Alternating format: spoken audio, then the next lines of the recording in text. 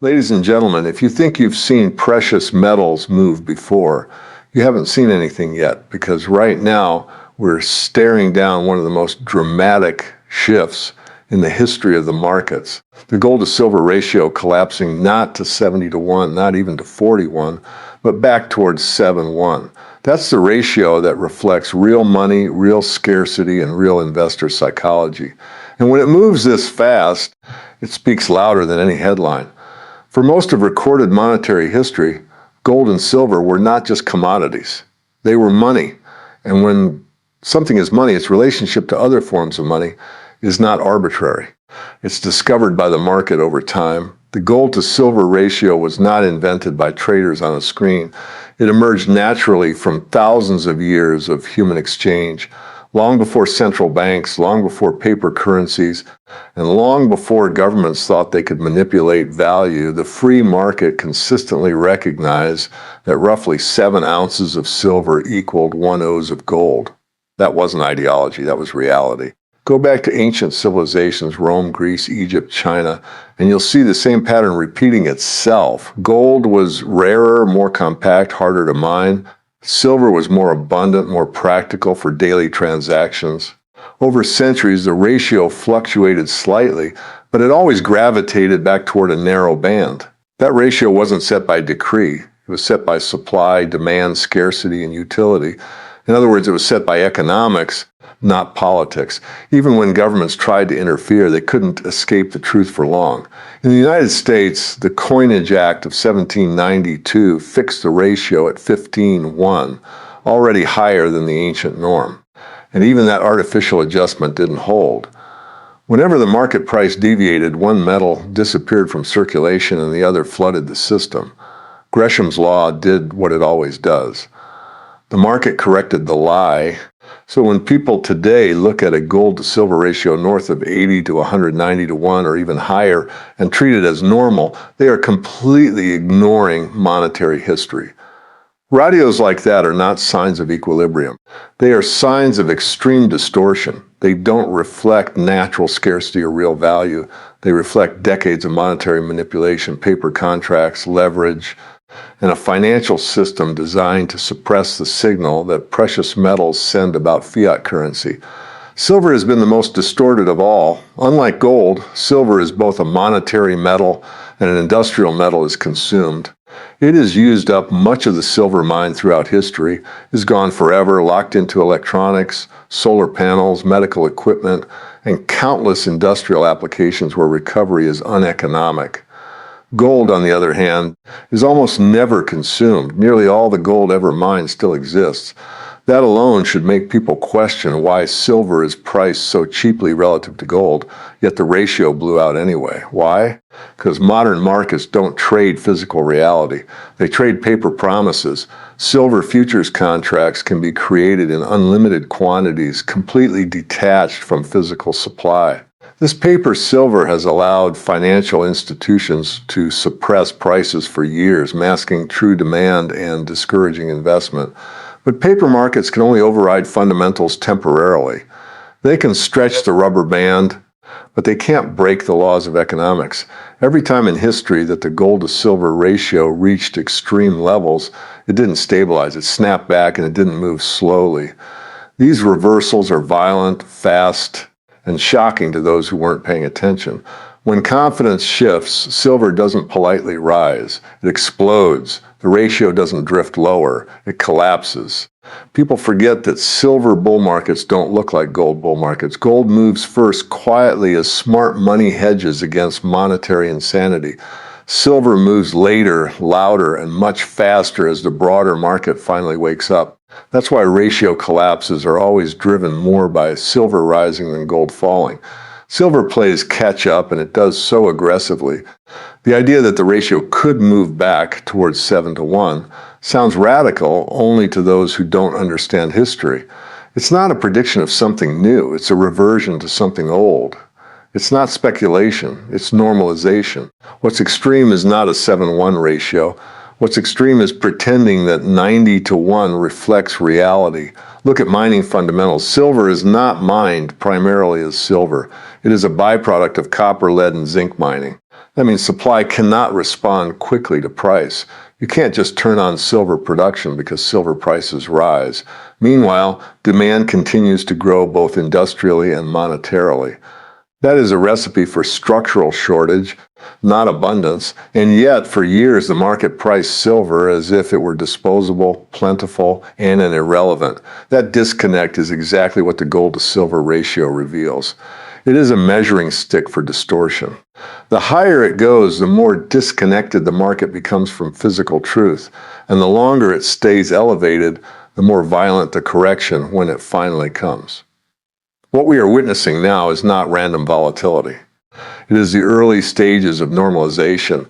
It is the market beginning to rediscover what real money looks like in a world drowning in debt, deficits, and currency debasement.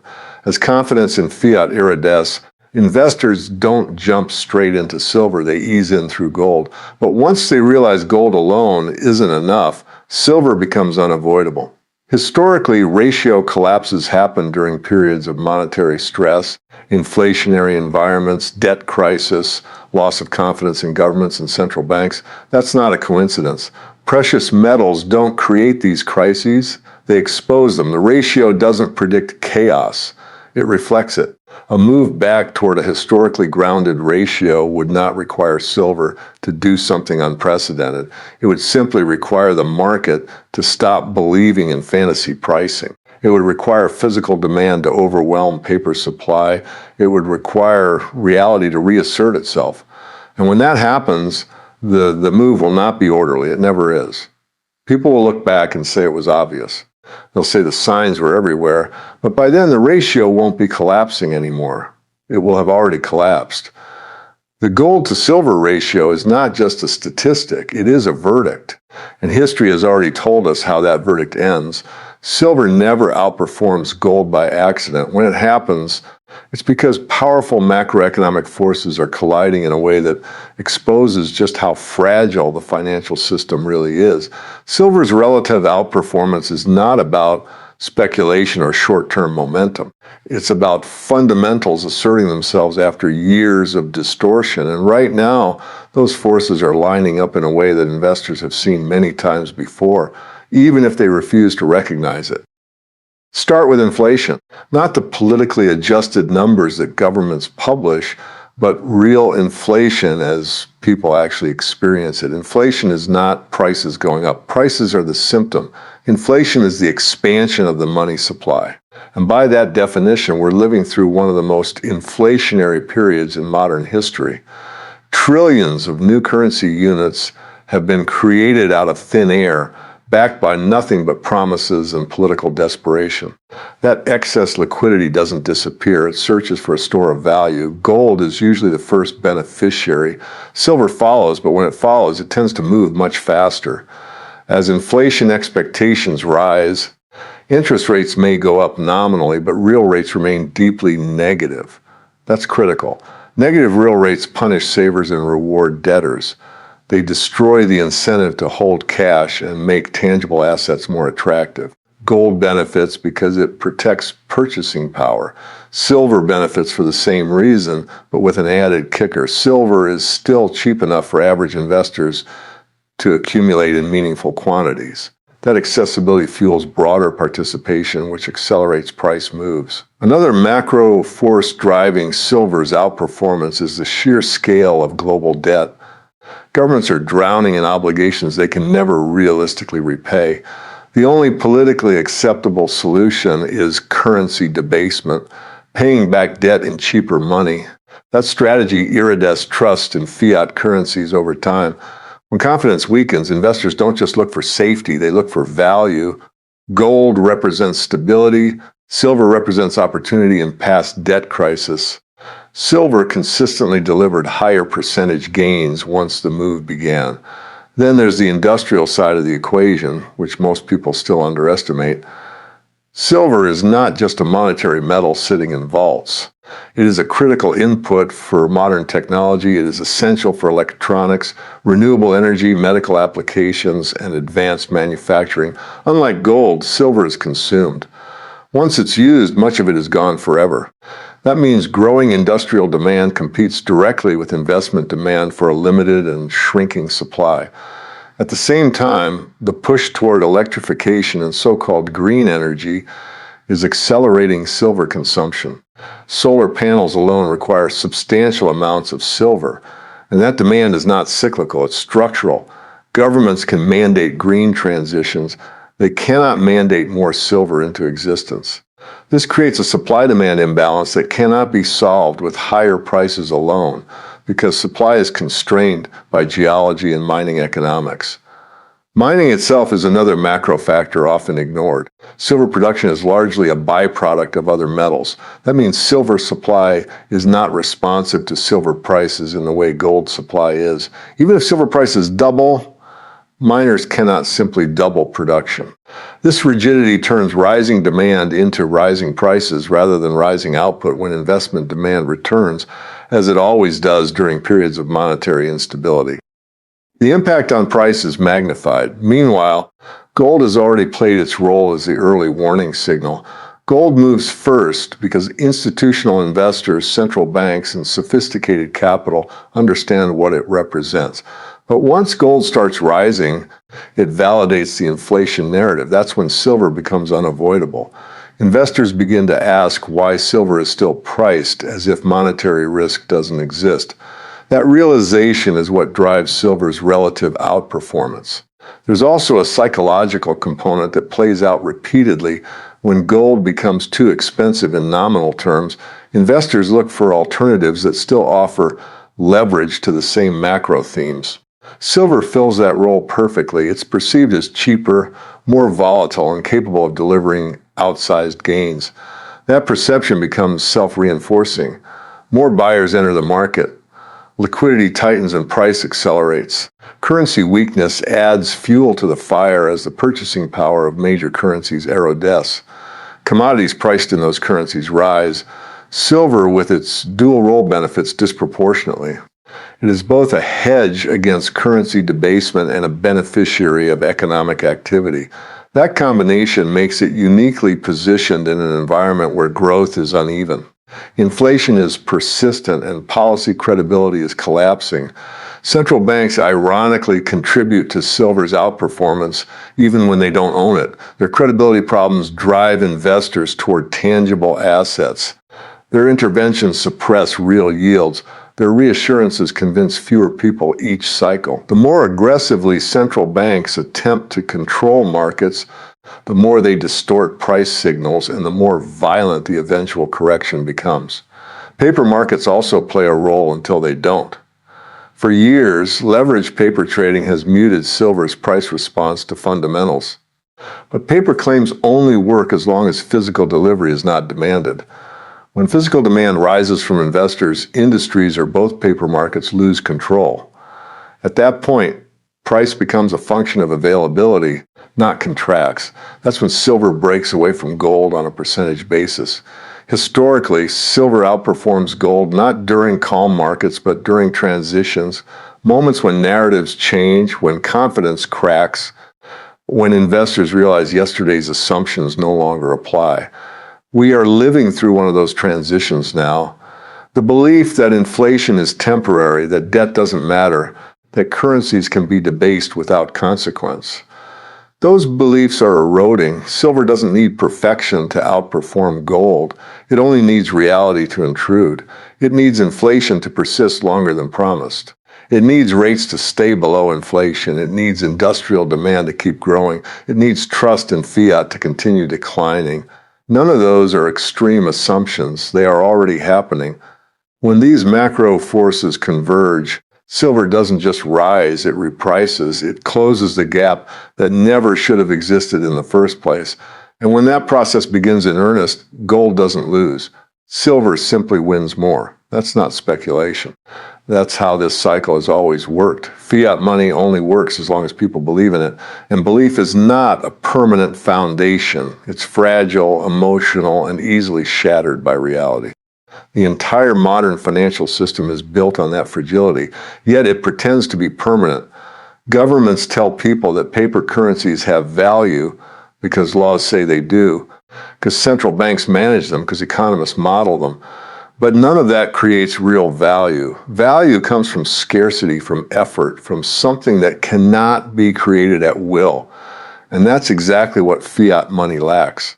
For decades, markets have been mispriced because they've been priced in something fundamentally dishonest. When money itself is flawed, everything measured in that money becomes distorted. Stocks don't rise because companies are magically more productive. Bonds don't offer safety because debt is suddenly less risky. Real estate doesn't become unaffordable because shelter is rare. Prices rise because the measuring stick is shrinking. That is the core mispricing that most investors still refuse to acknowledge. Central banks sit at the center of this illusion. They claim they can fine-tune economies by manipulating interest rates and expanding balance sheets. In reality, they are doing the opposite by suppressing interest rates below their natural level. They destroy price discovery. They encourage borrowing instead of saving. They reward speculation over productivity, and they turn financial markets into casinos where risk is mispriced and malinvestment becomes systemic. Fiat currency allows governments to spend without consequence, at least in the short term. Deficits no longer matter because they can always be financed with newly created money. Debt no longer has limits because central banks stand ready to buy it. This removes discipline from the system. It teaches politicians that promises don't need funding in voters, that benefits don't require sacrifice. The bill doesn't disappear, it's simply deferred and multiplied. That deferred cost shows up in asset bubbles and distorted markets. Stocks trade at valuations that assume permanently low interest rates and endless liquidity. Bond markets price sovereign debt as if default and inflation are impossible. Even risk itself has been mispriced because investors have been conditioned to believe that central banks will always step in to prevent losses. That belief is the most dangerous distortion of all. Precious metals exist outside that system, which is precisely why they've been targeted. Gold and silver expose the lie of fiat money. They remind people that value doesn't come from policy statements or digital entries on a balance sheet. It comes from scarcity and trust earned over time. That's why metals don't need central banks and why central banks don't like them. Market mispricing is especially visible in silver. Silver has been treated as if it were just another industrial commodity, stripped of its monetary role by decades of propaganda and financial engineering. Its price has been suppressed not because it lacks value, but because acknowledging its true value would force an uncomfortable conversation about currency debasement and systemic risk. Paper markets have been instrumental in this suppression. Unlimited paper claims have been layered on top of a finite physical supply, creating the illusion of abundance. This works only as long as most participants settle in cash and don't demand delivery. But paper promises are not metal. They are contracts dependent on counterparties, clearing houses, and confidence. When confidence fades, paper collapses into what it always was, a promise backed by nothing. Fiat systems depend on confidence cycles. When confidence is high, distortions grow quietly. When confidence breaks, corrections are violent. That's why mispricing persists longer than logic suggests, and why reversals are always sudden. Markets don't gradually rediscover reality. They resist it until they can't anymore. Another distortion comes from manipulated interest rates. When rates are held artificially low, the opportunity cost of holding precious metals appears high on paper, but when real rates are negative, holding fiat guarantees a loss. The market has been trained to focus on nominal yields instead of purchasing power. That confusion benefits the system, but it punishes savers. Inflation is the inevitable result of fiat excess, yet it's always explained away as temporary, transitory, or external. Well, those explanations are convenient because they deflect blame, but inflation doesn't come from supply chains or weather or geopolitics. Those affect prices at the margin. Sustained inflation comes from monetary expansion, always has, always will. As inflation persists, the mispricing becomes harder to ignore. Assets that were inflated by easy money begin to wobble. Debt becomes more expensive to service. Governments face the impossible choice between austerity and debasement. History shows they always choose debasement. That choice irradiates confidence further, accelerating the cycle. Silver's mispricing is a symptom of this broader dysfunction. It reflects a market that no longer understands money, that confuses liquidity with value and leverage with wealth. The longer silver remains undervalued, the more extreme the eventual correction, not because silver becomes something new, but because the illusion surrounding fiat money finally cracks. Fiat currencies are experiments, not laws of nature. Everyone in history has failed not because of conspiracy, but because of incentives. When money can be created without cost, it will be overused. When consequences are delayed, excess becomes policy. When truth is inconvenient, it is ignored until it can't be. Markets are currently priced as if this time is different, as if debt doesn't matter, as if purchasing power loss is manageable, as if confidence can be engineered forever. That belief is embedded in valuations across the financial system. Precious metals sit outside that belief, which is why they appear mispriced until they don't. When the repricing comes, it won't be gentle. Mispriced markets don't correct politely, they snap back to reality. And when they do, the assets that were ignored, ridiculed, and suppressed tend to move the fastest. Fiat money makes everything look expensive except the things that threaten it. That is not a coincidence. It's a warning. Investment decisions should never be about chasing headlines or reacting to short-term price movements. They should be about understanding long-term value and positioning yourself